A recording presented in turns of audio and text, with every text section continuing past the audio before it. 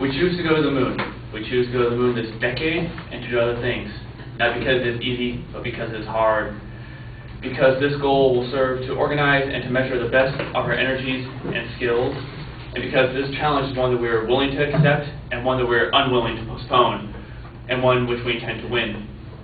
This is a quote from John F. Kennedy's famous speech given in 1962 that committed us to going to the moon within that decade, which we did.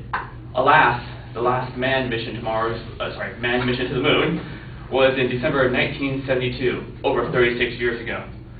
And now there are people like Robert Zimmerman, the Mars Society, and many other scientists and engineers who are advocating that we should go directly to Mars and skip the moon altogether.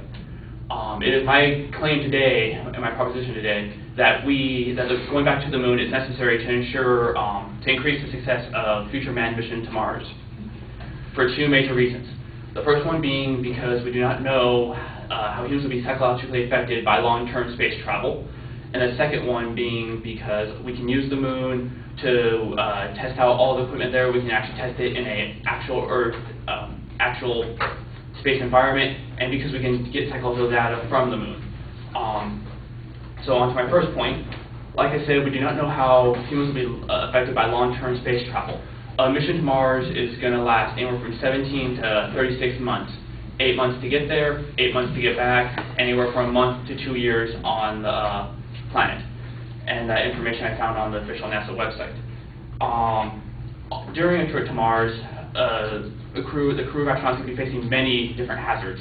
According to Neil Kamens, who has a PhD in special relativity and has been studying these type of things in his book, The Hazards of Space Travel, and also because, also in an article I found in a journal from the British Interplanetary Society, a group of astronauts will be facing stuff like lack of privacy, boredom, very little workspace, homesickness, and they're also going to have the constant fear that if something goes wrong, they will not be able to get back to Earth. Mostly because if something goes wrong on that mission, at best, help is probably 8 months away, so they're going to need to fix it themselves, and if they can't, they're not going to get home. And that can weigh very heavily on a human, on people. Robert Zimmerman, in his book, The Case for Mars, says that we don't need to worry about these psychological effects because we've been through wars, we've been through tougher things, we can handle it. Yeah, let me give you a couple tidbits of information about psychological effects on humans during wars.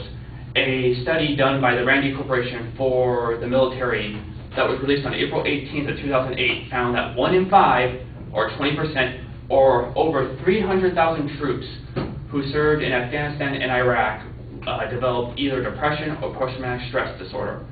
Another study done in 1988 found that 31% of male Vietnam veterans developed developed post-traumatic stress disorder.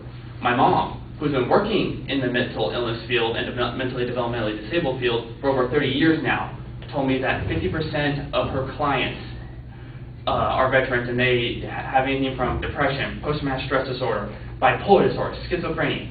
If these numbers hold constant for a manned mission to Mars on a crew of anywhere from 4 to 6, approximately 1 or 2 people could develop a mental illness. And if they develop this during the mission, that will be catastrophic. They will not be able to perform at their best, and it will highly degrade the mission.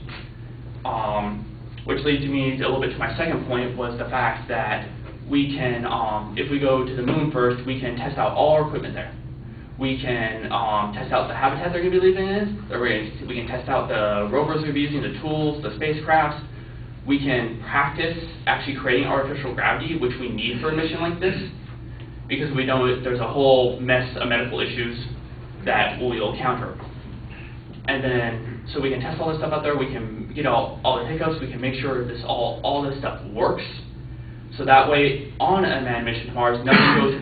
We can mitigate anything that goes wrong, and if something does go wrong, the crew should know how to deal with it, and we can increase the likelihood of getting home safely, which is the overall main goal.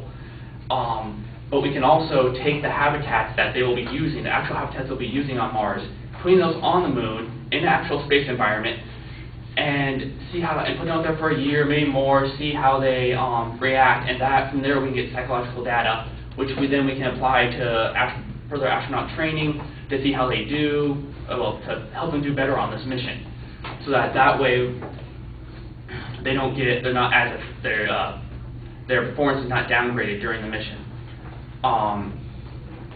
So in conclusion, everybody, I hope that I have convinced you that going to the moon is necessary to increase the success of future manned missions to Mars, because we do not know how humans will be psychologically affected on long-term space travel, and because we can use the moon to test our equipment, to test new ideas that we're going to need on this mission, and to get psychological data from sending stuff to the moon. Thank you, everyone. I hope you have a great day, and good luck on the midterm.